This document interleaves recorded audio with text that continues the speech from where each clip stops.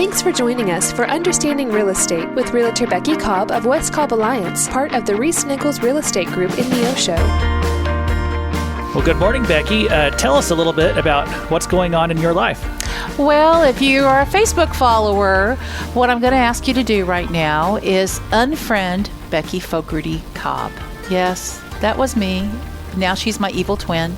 You can follow me on Becky Cobb, just Becky Cobb. If you've noticed, my account keeps getting hacked and rehacked. We keep trying to shut it down. However, now they're into Bitcoin and asking people, I think, to do financial things that I absolutely know nothing about, folks. So, again, a warning, Facebook is a great tool for us in the real estate industry. Is a great tool for us as individual community people and family to keep connected with one another. But there are hackers out there that want your information and can actually do a lot of harm. And I have become the victim of one of those. And so when you see Becky Cobb out there, it really isn't me anymore and makes me sad. But please just unfriend that Facebook page. And that's about the best thing you can do right now. We will continue to fight it. But for now, don't be a friend with Becky Cobb. Be a friend with Becky Cobb. That's what I got to say. Well, good morning, Becky. So for those who have their homes in lower-lying areas, what kind of steps could we take to protect from flooding? And I'm really big. You need to protect your home at all times. So there are some things that can happen that you may not be aware of. Years ago, Carl and I learned a hard lesson that if you don't keep your gutters cleaned out and you get a hard rain, you may end up with water in your basement, and that certainly did happen to us.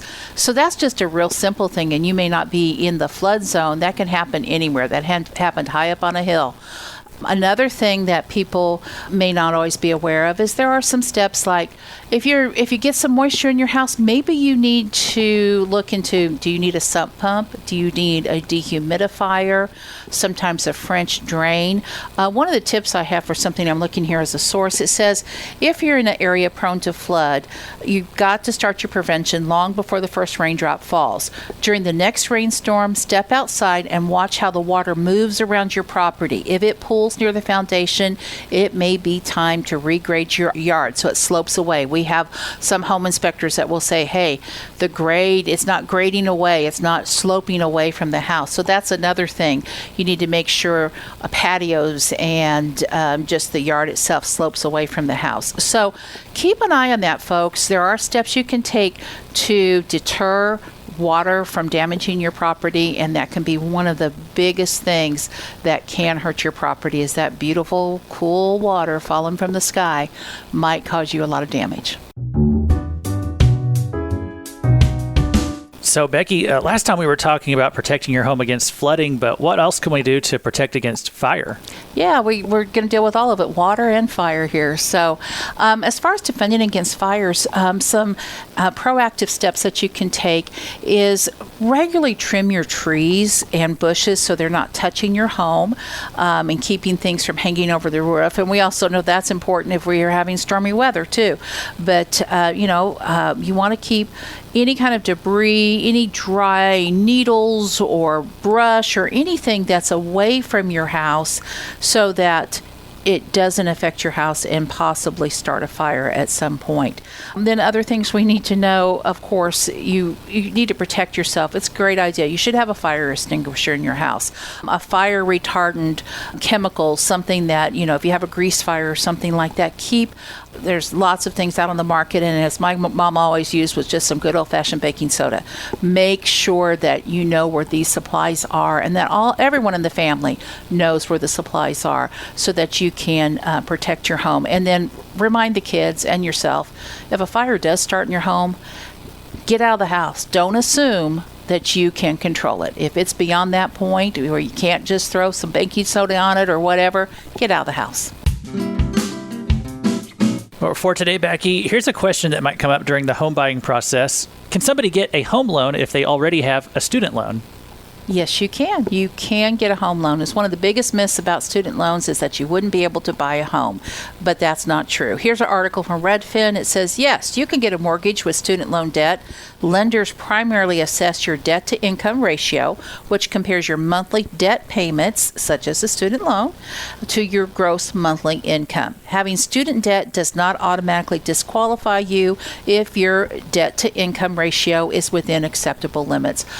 So many people have student loans and they're out buying homes. So don't automatically assume because you haven't paid that student loan off yet that you're not a candidate to purchase a home. It's really interesting, Luke. One of the stats that I'm looking at, it says that 33% of first-time home buyers still have student loan debt. So that means 1/3 of people that purchase a home still have student loan debt. There's a lot of people that carry that debt for many years, and it does not have to prevent you or anyone from purchasing a home as long as you have your debt to income under control.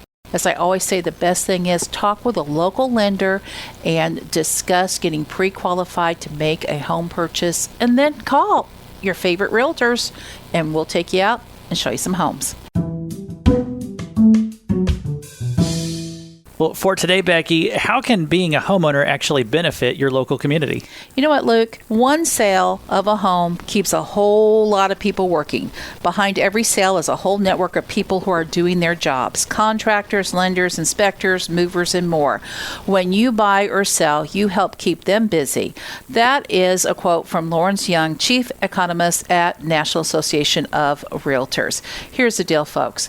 When you buy in your community, first of all, it makes you more connected to the community. You become more of a participant, and you have more invested in your local community just from the fact that, hey, you want to live in a nice place, you're going to help make it a nice place.